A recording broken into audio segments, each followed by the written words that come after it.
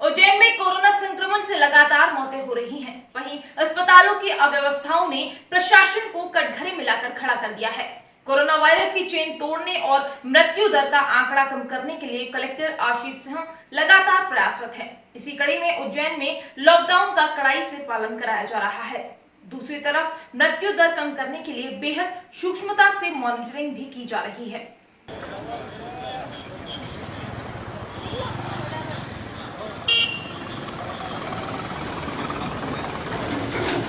Corona वाले क्षेत्र के लिए खत्म हो गई है। अंदर आपको नहीं जाने दिया जाएगा। जहाँ ये सैनिटाइजर हुआ बंद हुआ फिर अंदर ही रहो। भाई अंदर कर लेना भैया।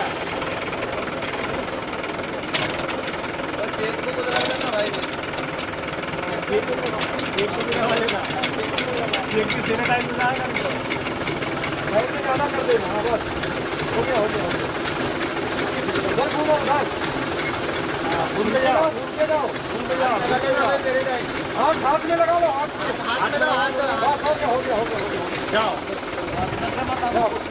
नहीं क्यों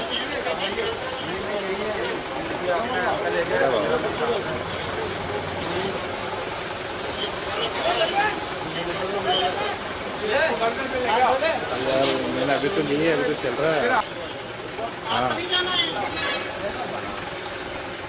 स्टाफर में मारना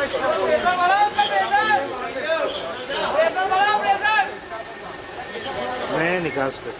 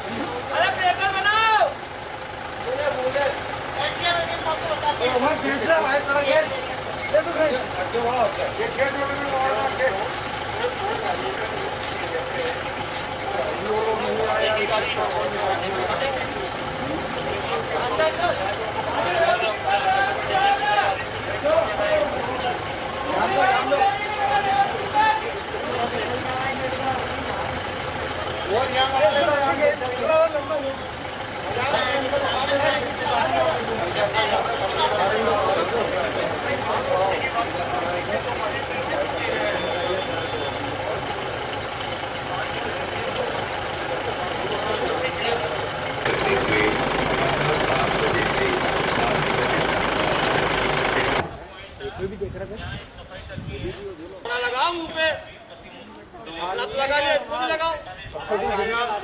यह थोड़ी होता है घर से तुमको लॉकडाउन में चप्पल चाहिए जूते चाहिए सब चाहिए तुमको इसी समय। गलत बात है। तुम्हें क्या मतलब रहेगा तुम्हारे एक के चक्कर में कितना लोग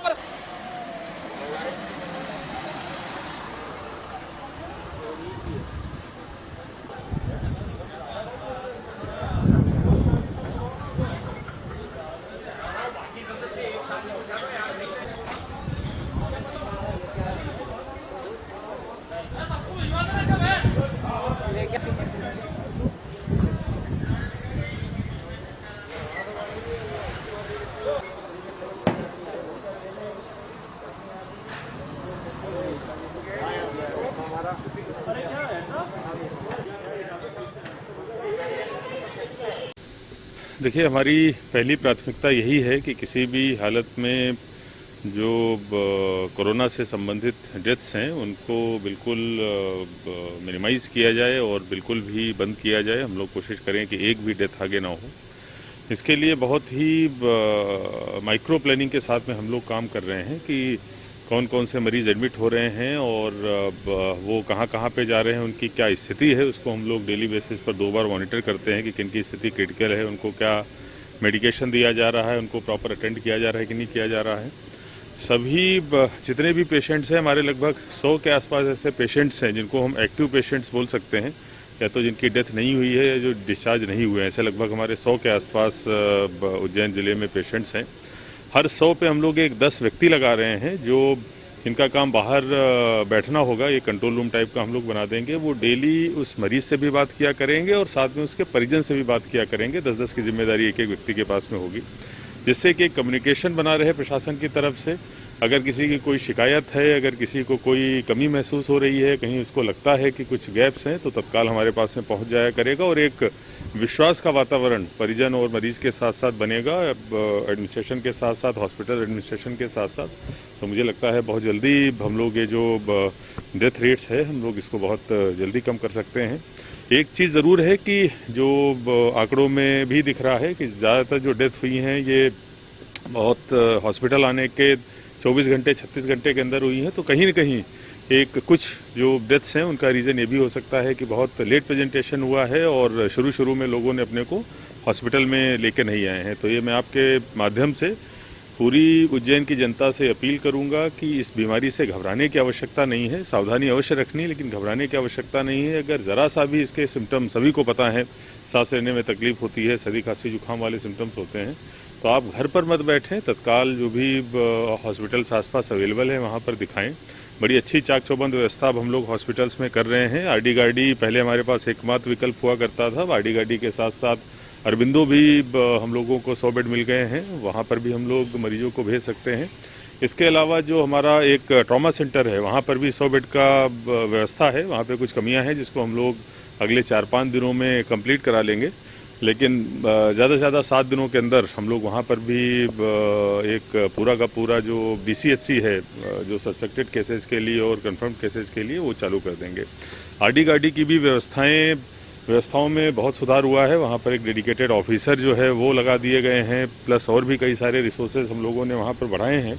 खुशी की बात है कि आरडी गाड़ी से विगत 3 या 4 दिनों में 26 के आसपास मरीज जो हैं वो डिस्चार्ज हो गए हैं, सकुशल उनकी घर में वापसी भी हो गई है। तो पूरा जो हॉस्पिटल और क्लिनिकल मैनेजमेंट है वो बहुत बारीकी से मेरे द्वारा उस पर निगाह रखी जा रही है। एक भी डेथ जो है हमारे लिए बहुत बड़ी खतरे की घंटी है, तो हम लोग कोशिश करके पूरी तरीके से इसको रोकने का प्रयास कर रहे हैं और लोगों का जल्दी प्रेजेंटेशन हो, लोगों के बीच में एक विश्वास का वातावरण बने, इसके लिए हम लोग घर घर जाकर सर्वे और स्क्रीनिंग का काम भी बहुत बड़े पैमाने पर शुरू कर रहे हैं।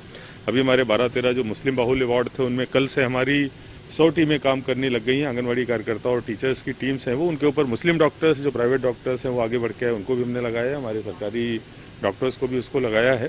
तो कुल मिला के जो इस बीमारी से निपटने की रणनीति है, नंबर 1 तो लॉकडाउन बहुत अच्छा रहना चाहिए, क्योंकि बिना कर्फ्यू के अगर लोग इधर उधर घूमते रहेंगे, एक दूसरे को संक्रमित करते रहेंगे, बिना सख्त कर्फ्यू के, सख्त लॉकडाउन के इससे हम मुकाबला नहीं कर पाएंगे।